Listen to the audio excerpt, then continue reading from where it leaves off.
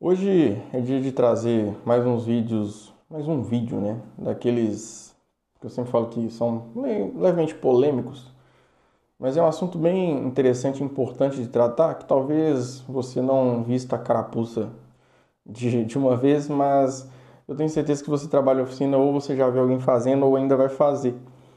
Ou até você que é cliente, talvez já tenha percebido esse tipo de atitude. Não vou ser aqui o anjinho, falar que eu nunca vivi isso, nunca fiz. Até vou contar uma história dentro desse cenário para que você entenda o que acontece, para que você evite fazer aí na sua oficina pelos cuidados que você tem que tomar com a sua operação e não assumir riscos desnecessários. A mecânica automotiva, ela sempre foi uma profissão meio que prostituída, meio que, como posso dizer, jogada de lado por N motivos. E um deles é a desconfiança que os clientes têm com as atitudes dos mecânicos, a postura do mecânico automotivo em si. Temos muitas pessoas extremamente profissionais e qualificadas no mercado, mas infelizmente são vários aí também que estão aí atrapalhando a imagem da nossa profissão. E isso vem de muito tempo atrás, por vários e vários motivos, falta de preparo profissional, falta de treinamento, enfim, a própria picaretagem, a malandragem do povo brasileiro que gosta né, de passar os outros para trás, e isso foi se agravando. Mas existe uma cultura dentro da oficina, uma atitude específica que prejudica muito as oficinas mecânicas, muito a visão do cliente sobre a oficina, e isso acontece de forma constante, que é basicamente gerar um orçamento para não ser aprovado. E aí você deve estar pensando, talvez você não tenha vivência de oficina, pô, mas quem que gera um orçamento na intenção de que o cliente não aprove? Sim, isso acontece. O cenário é basicamente o seguinte: o cliente traz um veículo extremamente problemático para uma oficina, a oficina aceita receber aquele veículo e aí, ao receber, percebe que aquilo ali é um grande problema, que talvez a equipe técnica não tenha capacidade de lidar ou por pura desorganização, talvez não tenha separado o tempo hábil ali para lidar com aquele problema e a equipe técnica basicamente gera um orçamento num valor estrondoso, num valor absurdo que com toda certeza o cliente não vai aprovar. Mas é aí que mora o problema. E se o cara aprova? Tem muitas oficinas que fazem isso, tá? E eu já fiz isso algumas vezes e em uma delas eu quase me dei mal. A minha sorte é que dentro desse processo em que isso aconteceu, eu realmente fiz um diagnóstico muito assertivo, porque eu era realmente chato com essas coisas. E quando o cliente aprovou, né, eu tive receio daquele valor, né, de fazer um serviço tão caro e não dar certo, mas deu tudo certo porque eu tinha feito da maneira correta. Mas existem muitos casos em que o técnico passa lá no, fecha o olho e passa o orçamento do tudo que dá lá, nem sabe o que de fato precisa ser feito para resolver.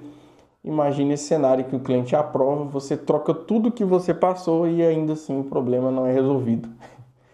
E aí você vai ter uma grande dor de cabeça. Imagina você ter que falar para um cliente que às vezes deixou 20, 30 mil na sua oficina para resolver um problema e você fala com ele que o problema não foi resolvido.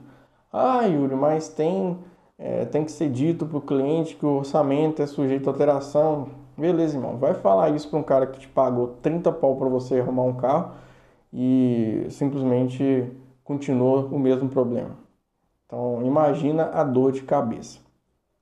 Fora que, toda vez que esse cliente recebe esse tipo de orçamento, ele sai da sua oficina extremamente frustrado. E muitas vezes ele leva um profissional que consegue resolver o problema, muitas vezes por boa vontade ou até por preparo melhor da equipe técnica dele ou do próprio profissional, por um valor muito mais barato. E aí o seu nome fica manchado, cara. Imagina, a oficina ela trabalha muito com marketing boca a boca, então cuidado com esse tipo de atitude. A minha experiência nisso foi mais tranquila, porque, assim, graças a Deus o diagnóstico foi assertivo, Mas para resumir o que ocorreu, entrou um carro na oficina com um problema que aparentemente era chicote. Durante o processo eu vi que o chicote estava todo mexido e eu gerei um orçamento que deu mais ou menos aí 13 mil reais na época. O orçamento deu até um pouco mais, uns 15 mil, meu cliente já aprovou parcial. E eu admito que eu não tinha feito uma medição específica no chicote, mas pela maneira que o chicote estava mexido, né, eu gerei um orçamento recomendando a troca daquele chicote. Mas eu gerei com o pensamento de, cara, esse cara não vai aprovar, vai pegar esse carro e levar a outro lugar que mexe com isso aí e resolve lá fora. E o cara aprovou o orçamento.